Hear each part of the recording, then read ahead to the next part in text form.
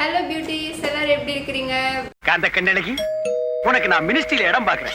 The backல push.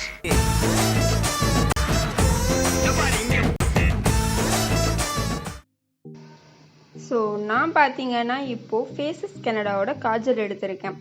உங்களுக்கு உங்ககிட்ட இருக்க எந்த காஜல் ஒரு ஐடெக்ஸ் அந்த மாதிரி எது வேணாலும் எடுத்துக்கலாம். பட் எடுக்கும்போது உங்கள் கையில் கொஞ்சம் டேப் பண்ணிவிட்டு அதுக்கப்புறம் அப்ளை பண்ணுங்கள்.